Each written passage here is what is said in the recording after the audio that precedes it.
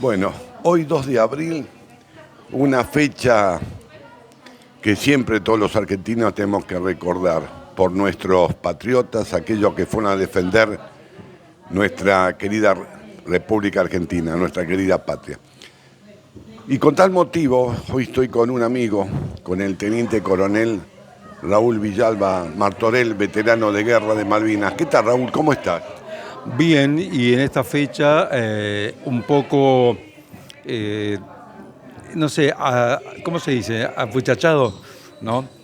Porque uno recuerda aquella época, aquel momento, y gente amiga que quedó allá, que a mi entender son los verdaderos héroes que están custodiando las Malvinas y siguen peleando allí por las Malvinas. Raúl, ¿en qué fecha llegas vos a Malvinas? En el mes de mayo, el 12 de mayo, faltando un minuto, 2 minutos para que sea 13 de mayo.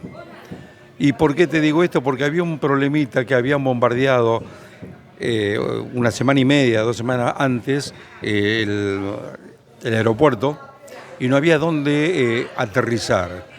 Y en el avión más conocido como la Chancha, teníamos que aterrizar y no había forma de aterrizar porque no había luz. Hasta que el coronel Seineldin alumbró la pista con mecheros, con todo, y entonces se alcanzó a ver la pista. Y por otro lado, lo que estábamos arriba del avión, le decíamos al piloto: apurá, no queremos llegar el día 13, por cábala, ¿no? Bueno, llegamos el 12, faltando, te digo, un minuto, aterrizamos. Era un jolgorio cuando vimos las luces del aeropuerto. Ahí estaba el regimiento 25 poniendo todas las luminarias para que aterrizara el avión. Y detrás de él venían 3 aviones más del nuestro, porque teníamos terror a los Harriers.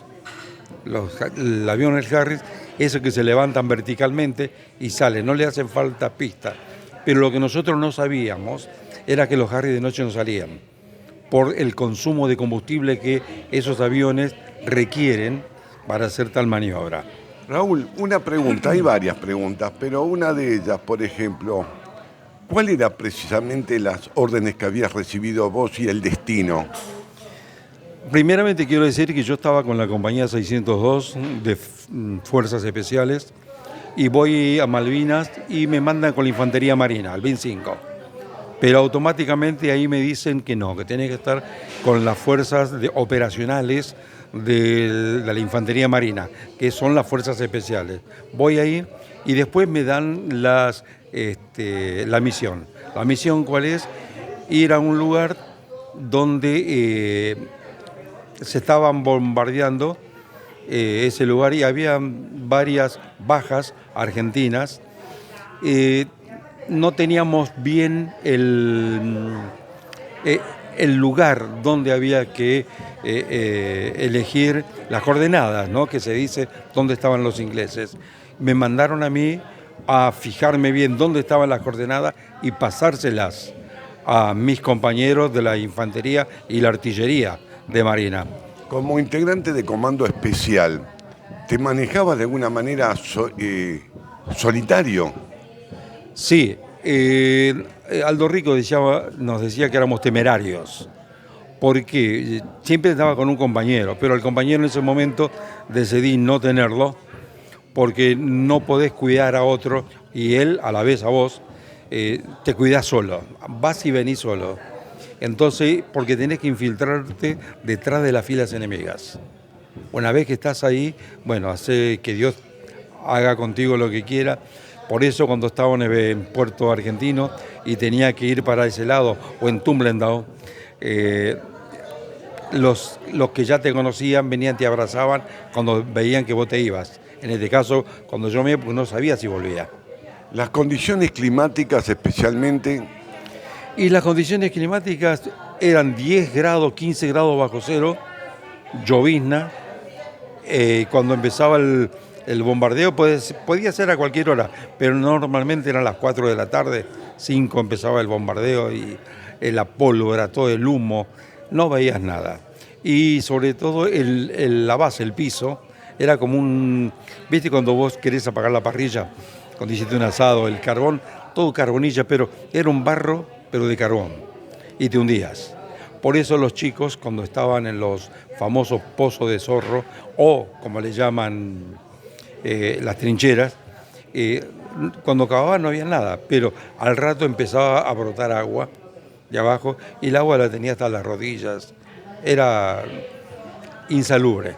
Raúl, otra de las preguntas, por ejemplo, ¿fue el momento ideal, es decir, dentro de las estaciones del año, haber iniciado y defender nuestra patria? Me refiero al mes. Tengo entendido, no, primeramente no. Hablo todo a mi juicio, pero tengo entendido que no estaban, la fecha, no era la fecha el 2 de abril para que se tomaran las islas. La fecha creo que era a partir de junio. Cuando termina la guerra, esa era la fecha que tenían que tomar. Pero alguien dio desde Inglaterra un mensaje equívoco, o no, para que la guerra comenzara ese día, el 2 de abril, porque vieron partir de Inglaterra un submarino nuclear, pero ese submarino iba para la India, no venía para acá. Bueno, le dieron una contraorden cuando tomaron y se vinieron para este lado. Fuego terrible, aparte la gente que no sabe, por ejemplo, Estados Unidos, que son los gendarmes del mundo, cuando toman soldados, primero a esos soldados los ponen en una cámara frigorífica y desnudos. Aquel soldado que aguanta eso, ese soldado va a lugares fríos. Lo contrario, el que aguanta el calor, va para lugares de mucho calor. Acá no teníamos eso. Acá por eso había chaqueños, correntinos, tucumanos, zonas de mucho calor estaban en el frío. Permíteme, en esta fecha especial estamos charlando con un amigo, el teniente coronel Raúl Villalba Martorell, hombre de comandos especiales, que fue uno de los integrantes también que fue a defender nuestra patria, nuestra soberanía en Malvinas. Raúl, más allá, hay mucho para acotar dentro de lo que uno más o menos profesionalmente sabe preguntar, porque hay colegas también, me imagino, que en determinado momento te habrán hecho preguntas que no podías responder. ¿Cuándo el soldado, en este caso vos como soldado, podés liberarte y contar ciertas cosas al resto de los argentinos? Según se dice, bueno, primeramente quiero decir que todos los que llegamos acá se firmó un pacto con el gobierno que no teníamos que hablar nada, desde el soldado raso hasta el oficial con más jerarquía. Nadie podía hablar y no se debía hablar. ¿Cuándo empezamos a hablar nosotros? En 2030, no todavía. Tal es el caso que yo tenía un apodo y un número. Y ese apodo y ese número recién tenía que saberse en 2030. Pero abrieron los libros antes alguien que yo en 2000, ¿cuánto fue? Cuando cumplimos 40 años de la gesta de Malvinas, apareció un audio, un video de un documental que en el 2022 fue precisamente. Claro, que ese audio pertenecía a un documental hecho por los ingleses. Estaba hecho en inglés y en español. Y a mí me llega un audio y me dice, che, pero acá estás vos. ¿Vos tuviste algo que ver con esto? No, yo recién me enteraba. Aparentemente eso lo hicieron en 2014, 2015, por ahí. Pero yo no lo sabía, me enteré esa vez. Son 4 minutos que me dieron, donde hablan de los francotiradores, de todo, a lo cual pertenecí, ¿no? Y cuando digo de grupo Fuerzas Especiales, las Fuerzas Especiales, primeramente tenés que ser comando, y después pasás a las Fuerzas Especiales, que son las guerras de guerrillas, guerra en la ciudad, en el monte, en el bosque, guerra en lugares inhóspitos, que no es la guerra convencional. Como en Malvinas fue una mezcla de todo. Raúl, sufrís una herida en combate. Bueno, ya había terminado la guerra, entonces, pero había gente que no sabía, como el BIN 5, el Batallón de Infantería 5, en Tumbledown. Y bueno, la herida, en mi caso, siempre hablo en lo personal. Recibí una herida y no me di cuenta, en el hombro, y después veía nublado, pero yo pensaba que era la pólvora. ¿Perdís el conocimiento? Y me fui porque perdía sangre. Perdí sangre y bueno, hasta ahí puedo contar y después aparecí en el Gamberra. Y después del Gamberra, bueno, ya aparecí en Puerto Madryn, pero en Gamberra fue una situación, cuando me despierto, vi 5 tipos parados al pie de la cama. ¿Quiénes son estos?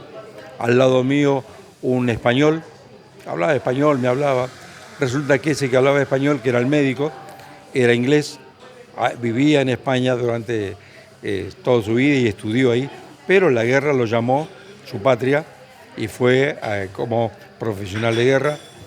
Y los señores que estaban al pie de mi cama, todos me hacían el saludo militar y no entendía el médico qué había pasado. Y bueno, yo tampoco lo entendía, porque tampoco entendía dónde estaba. Bueno, cuando me recuperé, y me cuentan yo tuve una acción con 2 soldados ingleses, 2 chicos, que pedían por la mamá. Tendrían 17 años. Uno tenía una herida terrible en el hombro y el otro tenía los intestinos afuera. Solamente dice, ¿por qué no mataste a esos chicos? Es que a mi entender la guerra no es matar, la guerra es anularlos, que no te haga más daño. ¿Viste? Bueno, pero ya estaban heridos, no podían hacer nada. Con la cantimplora, que están con agua, le lavé los intestinos a uno, después le tenía una petaquita de whisky, con eso desinfecté. Y me acordaba cuando era chico que cosía las pelotas de cuero, entonces esa forma cosía la piel, ¿no? Quizás esa actuación humana de tu parte fue lo que te observaron realmente el enemigo y te salvan a vos. Yo creo que sí, por el mismo hecho que te digo que los oficiales estos que estaban al pie de la cama me hacían el saludo militar porque tuve código de honor.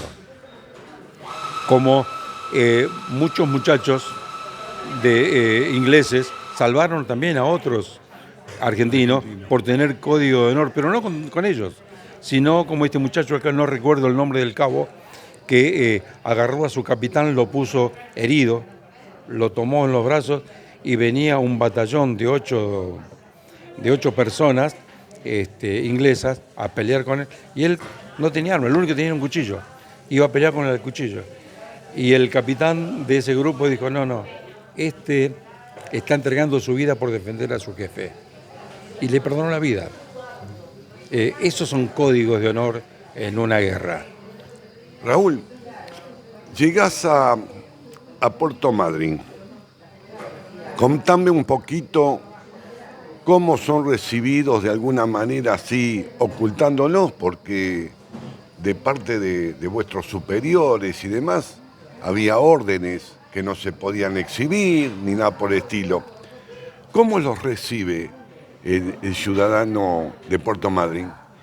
Bueno, a la gente que está escuchando el programa, yo le diría que busquen en YouTube el día que Puerto Madryn se quedó sin pan. Todo, Puerto Madryn, negocios, gente, casas particulares, hacían sándwiches para llevarle a los soldados. Eso es muy emotivo, porque todos tenían 10, 14 kilos menos.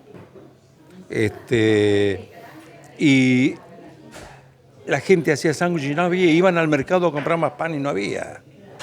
Algunas personas iban al puerto, hay un muelle enorme ahí, este soldado lo veía, venía a mi casa y en la casa le daban de comer, le lavaban la ropa y después, cuando estaba todo listo, los devolvían al camión. Había oficiales que se oponían a eso porque tenían órdenes, Pero después dijeron, no, esto es así. Pero el ejército, los jerarcas, trataron de ocultarnos.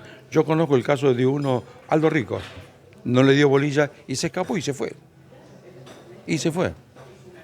¿Cuánto demoró el viaje de Puerto Madryn a tu hogar? Y yo estuve más o menos unos 20 días en llegar a mi casa. ¿Cómo fue el recibimiento? Contame un poco la historia de que no llegas directo a tu casa. Es decir, si bien sabías que tu señora, tu pequeño hijo y demás estaban en una iglesia, contame esa historia. Bueno, eso a mí me pone mal todavía el recordar.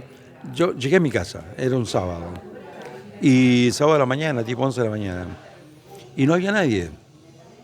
Y a 3 cuadras estaba la iglesia. Y fui. Digo, están en la iglesia.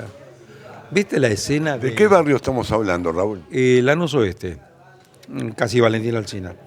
Y voy hasta mi casa y a la vez que iba caminando a la iglesia, la gente primero tenía dudas quién era. Pero como yo no estaba con ropa civil, estaba con ropa de fajina, porque mi ropa no estaba, llego y miro para atrás y venía gente atrás mío. Te digo que hoy puedo decir que parecía Forrest Gump. Cuando la gente va atrás, de esa época no estaba Forrest Gump, ¿no? Pero hoy a la distancia veo eso. Y después estoy en la iglesia, digo, porque acá venía mi señora con los chicos. Y entonces sale un muchacho y me dice, ¿quién sos? Raúl. Oh. Y entraron a la iglesia, vieron, sale mi señora, un griterío, se acabó el pastor que estaba dando su sermón. ¿Cuánto estuviste ausente? Porque previamente a ir a Malvinas estabas cumpliendo otra misión a nivel militar. Claro, pero estuve 1 mes y 20 días afuera, porque yo iba y volvía. En aquella época quiero decir que el ejército, como dice Milei, no hay plata. Entonces podía yo tener una responsabilidad en mi casa. Tenía 2 hijos y no solamente hacía eso, trabajaba como civil. Entonces hacía las 2 cosas. Trabajaba y bueno, quiero decirle, yo soy técnico textil, pero aparte soy locutor, ¿no? Y entonces trataba de combinar. Y me doy el lujo que sos el locutor de nuestro programa, así que con más razón. Bueno, muchísimas gracias por el concepto. Pero esas son las cosas. Pero lo mío no es tanto. He conocido cosas terribles de otros que lo han visto, que llegaban con una pierna menos, un brazo menos. Hay gente desubicado, no sabían su tiempo. Claro, hay cosas que tampoco quería llegar, por los testimonios, tampoco querían llegar los chicos a la casa porque ¿qué iban a decir los padres verlo así? Y hay un caso también de Tolosa, de un muchacho que, llegó entero y llegó un domingo a la casa y la mamá estaba cocinando, haciendo ñoquis y él le aparece por la ventana y le dice, pone un plato más. Es fuertísimo, te comprendo A propósito de seguir charlando con Raúl Villalba Martorell, teniente coronel, amigo, que fue otro de los tantos que nos representó allí en el sur argentino, Malvinas. Vos sabés que, revolviendo el archivo, Raúl, y vos sabés que en ese sentido soy muy respetuoso y muy fanático de la gesta Malvinas, todo lo que es la historia Malvinas, y mucho he aprendido de ti. A través de tantos años, cuando nos conocimos y demás, y hacíamos aquellos programas especiales del 2 de abril en Radio Independencia, en la 1160, que hoy ya no está más. ¿Te acordás que hemos recibido, yo te conté a través de las redes, la carta de la hija de un militar que peleó allá y todo? Ayer buscando ese material y todo, lo encontré. Que ahora mismo estando contigo presente la voy a leer porque me gustaría culminar la nota de esa manera. Pero, ¿qué sentís hoy cuando incluso quien les habla, soy testigo de que circulando por una calle, charlando y todo, la gente quiere sacarse una foto contigo? Ayer lo vivimos en el homenaje de los caídos allí en la plazoleta en Lanús. Esa nena que me dejó pero asombrado lo que sabía de Malvinas. Tremendo, pero ves la educación que a veces que dan los padres, la educación de los padres sobre la gesta de Malvinas, a una nena que creo que tenía no más de 6 años. No, yo calculo 3, 4. 4, bueno. Lo que sabía esa nena era tremendo. Y a diferencia de otros que le hablaron mal de los militares, le hablaron que los militares no sirven, pero a toda esta gente yo le digo, esto fue la gesta de Malvinas, pero antes en nuestro país hubo otras guerras y también en esas guerras se usaron chicos, jóvenes, dispuestos a pelear por nuestra patria. Acá nos decían los chicos de la guerra, no somos chicos de la guerra, éramos gente ya hombres, y a aquel que le faltaba se hizo hombre ahí, peleando, pero siempre con con sangre argentina. La sangre nuestra no era roja, era celeste y blanca. Vos sabés que, de acuerdo a lo prometido y a nuestros seguidores, se titula la carta esta, que me la enviaron hará 4 o 5 años, previo a un recordatorio de lo que fue Malvinas. La carta está titulada Promesa de amor, un héroe. 1 de abril de 1982. Tipo 5 de la mañana, en la puerta de su casa en la base militar del Palomar, el primer teniente de la Fuerza Aérea, capitán postmortem Luis Darío José Catanari, entró despacio al cuarto donde dormían sus pequeños hijos, los arropó y los besó en la frente. Luego regresó a la cocina, donde había estado tomando mate con su señora esposa, para despedirse con otro beso como todos los días. Pero esa mañana ella quiso acompañarlo hasta la puerta. Ya en el vano, la besó y mirándola a los ojos le pidió: si no vuelvo de Malvinas, quiero que traigas mi cuerpo y me entierres junto a Gustavito. María Cristina no preguntó nada, no comentó nada, no lloró. Supo que en ese instante que su marido iba a una misión muy especial. Solo le respondió ella: te lo prometo, nadie más que ella conocía el terrible dolor, la tristeza sin consuelo que se le había causado la muerte de su primer hijo, Pirinchito, el 7 de enero de 1978, cuando solo tenía 3 años. Y de un cáncer. Se lo quitó en pocos meses, aunque ellos lucharon hasta quebrar sin fuerza.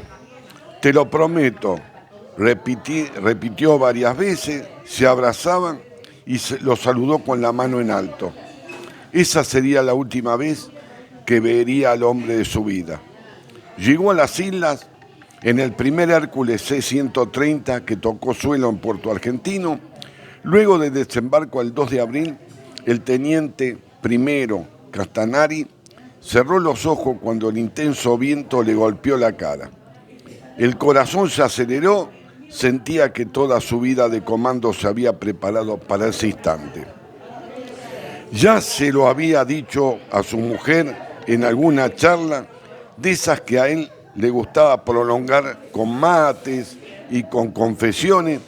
Si pudiera elegir cómo terminar mi vida, le pediría a Dios morir defendiendo mi patria. La muerte lo encontró como oficial de guardia, corriendo con una radio en sus manos, mientras daba órdenes y buscaba proteger a sus hombres. En medio de un feroz bombardeo inglés, se acercó a los integrantes del escuadrón Pucará para indicarles dónde estaban los refugios. Los oficiales lograron protegerse, Castanari no pudo llegar. Vio a los dos oficiales en la puerta de su casa, vestidos con uniformes serios y solemnes. Los hizo pasar al living, se sentó en un sofá al lado de una tía de su marido que había ido esa mañana para acompañarla. Los hombres de la 7ª Brigada Aérea le dijeron sin preámbulos: venimos a informarle que su esposo murió en una misión especial de Malvinas. María Cristina los escuchó en silencio. Eran las 11 de la mañana del lunes 31 de mayo. Mi duelo recién empezó en el 2015, cuando viajé a las Islas Malvinas con mis hijos y lloré abrazada a la cruz. En el 2018 su promesa se cumplía. El 5 de diciembre de ese año, el cuerpo del capitán Castinari fue trasladado de las Islas Malvinas a Río Cuarto, Córdoba, y descansa junto a uno de sus hijos. Mi capitán, un orgullo para nuestra bendita patria, que en paz descanse, se lo mereció. ¿Qué opinan? Es tremendo, tremenda estas historias. La gente no sabe muchas cosas de estas, porque no le han informado bien qué fue de la guerra. Y si vos le preguntás a cualquiera, las guerras internas que hubo acá en el país, la guerra del siglo pasado, del otro siglo también, General Roca, Rosas, el Chacho Peñalosa, cuando armaban la patria. Esa guerra tampoco la gente la sabe, no conoce nada y hablan. Vos sos testigo que una vez me pregunta uno, como mi trabajo en Malvinas, cada uno tiene una especialización y a veces tenés que salir a proteger a los comandos. ¿Y quién va a proteger? ¿Quién sale primero para que los comandos estén firmes en ese lugar? Los francotiradores. Y una vez uno me dijo que era un asesino. Otro me dijo: ¿a cuánto mataste? Yo no maté a nadie. Yo no soy un asesino. Solo defendí mi gente. Era mi trabajo defender a mi gente. Y bueno, y esta es parte de la patria que tenemos. Y hay muchas cosas de esto. Como cosas graciosas también, de una Kelper que me regaló un pan, y después con un superior mío que era mayor en esa época, compartimos el pan. ¿Qué tenés ahí? Un pan. Bueno, dámelo. No, la mitad te doy, pero te lo cambio. ¿Qué querés? Bueno, ustedes tienen cascarilla. Aquellos chicos que no saben, la cascarilla sería hoy en día la leche chocolatada, que bien caliente la ponías en la cantimplora, pero caminaba 10 cuadras, un ejemplo, 800 metros, 1000 metros, y estaba helada. ¿Viste? Y bueno, son esas cosas graciosas que pueden pasar y vamos charlando, y que después esa persona tiene o tuvo una hija que hoy en día es la vicepresidenta de la Nación. Entonces, con eso muchas cosas podés enterarte cuando hablas con esta gente. Como otros que dijeron, un héroe de la patria, que hace poco lo reconocieron, piloto, y él venía con la ilusión, bueno, ya acá, la ilusión, bueno, ahora el gobierno me va, porque había una pequeña indemnización que lo iban a pagar, y él, para no perder la casa, bueno, con esa plata pagaba la casa, la hipoteca, y el gobierno no se lo dio a ninguno. Entonces, y este hombre había volteado y hundió uno de los barcos más grandes que tenía la flota inglesa, pero no tenían ese reconocimiento con los héroes en serio. Raúl, con el tiempo van pasando los años y te reencontrás con gente que de pronto te reconoce, y donde había superiores que tuviste allí en Malvinas que creyeron que estabas muerto. Sí, eso incluso en mi casa, porque cuando eso que yo te contaba antes, que había mi señora, todo, ¿cuál era el tema que lloraban? Porque me habían dado por muerto. Porque ustedes saben que el soldado tiene las medallas de identificación, una chapita, tiene 2. Entonces, cuando un superior viene, ve que está Bueno, está Perdóname, muerto. a propósito, tocaste el tema importante. ¿Qué función cumple? ¿Por qué dos chapitas identificatorias? Porque una se la lleva, la arrancan y se la lleva la persona, el oficial, y la otra queda con el cadáver. Perfecto.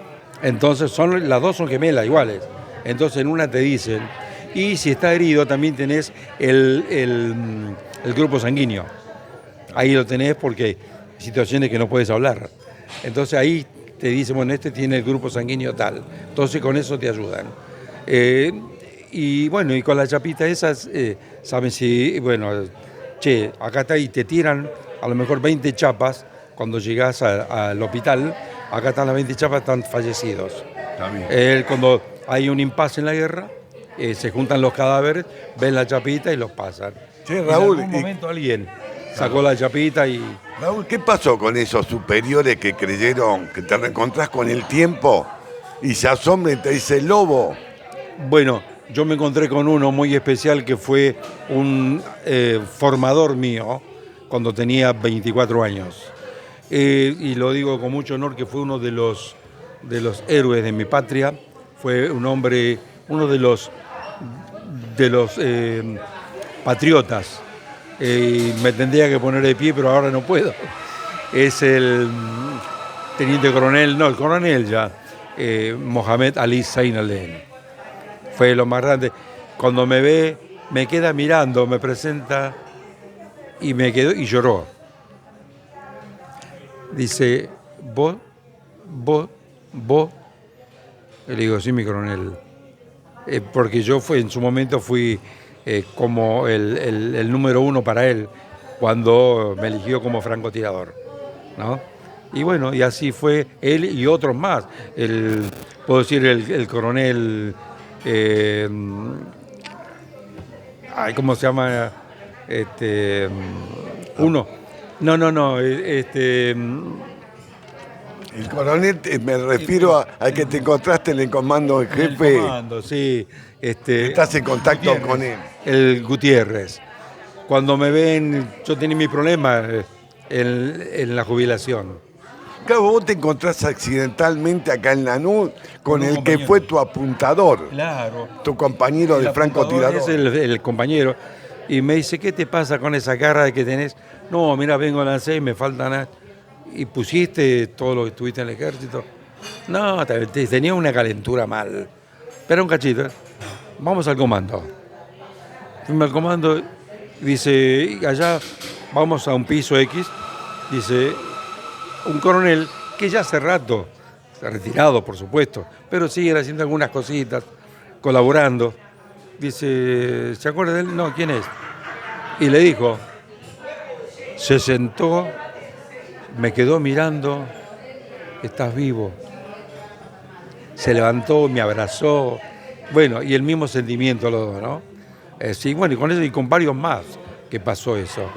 Y bueno, fue un momento muy lindo. Muy Che, lindo, Raúl, muy emotivo.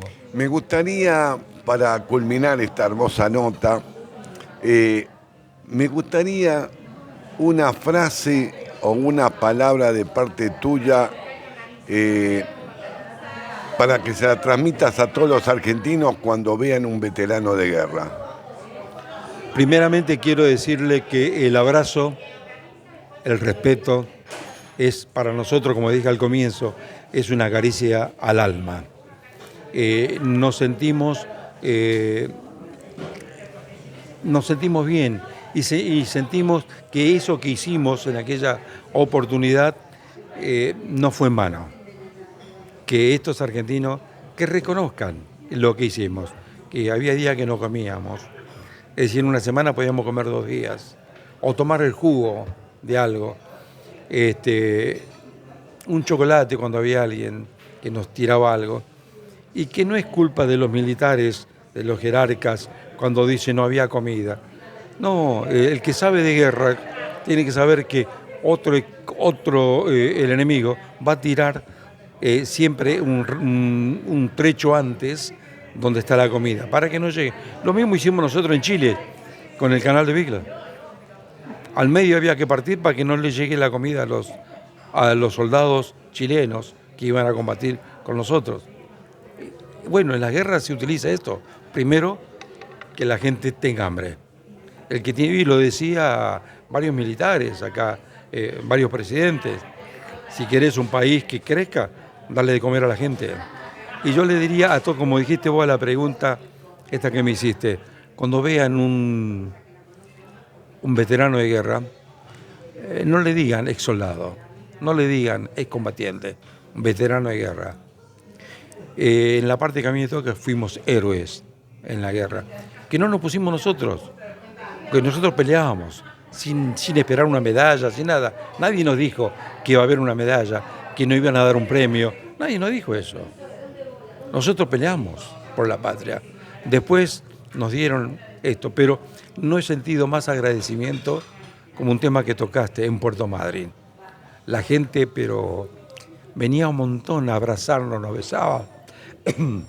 besaban, nos daban de comer, y vos te querías comer de un bocado un sándwich, porque teníamos hambre, ¿viste? Mucho hambre. Y también y teníamos sed. Vos decís, ahí sí, pero tenemos sed de ese juguito que había antes, ese que tomabas en aquel momento, no me acuerdo la marca de los jugos, pero que, bueno, no quiero hacerle publicidad, eso que venían sobrecitos, lo movía. Me dieron eso, para mí era estar en otro lado, y quería hablar a mi casa y no podía hablar, no me dejaban. Y siendo oficial, era teniente, pero yo siempre fui como un delegado de los soldados. Siempre andaba, pero andaba solo, ¿no? Y eso es, y nunca ofendan a un soldado. No lo ofendan nunca, como me decían a mí, ¿cuánto mataste? ¿Qué es lo que hiciste? ¿Por qué hiciste esto? Si no estuviste en una guerra, no preguntes, no sabes nada. Gracias, Raúl. Gracias, porque creo que hay mucha gente, más allá de nuestros seguidores, porque vos también estás incorporado no solamente como veterano de guerra, sino como profesional, como locutor en nuestro programa. Mucha gente que seguramente dentro de pocos minutos, pocas horas, empezamos a recibir los mensajes. Gracias por todo, querido hermano. Gracias a vos, Héctor, gracias por esto, gracias, reitero, por la caricia al alma que me haces, y en mí a todos los soldados que estuvieron conmigo. Así hemos charlado con el teniente coronel Raúl Villalba Martorell, veterano de guerra, comandos especiales. Y bueno, esperemos, por lo menos fue mi intención, nuestra intención, de que supieras un poquito más el conflicto con los ingleses. Nos vemos en cualquier momento. Gracias.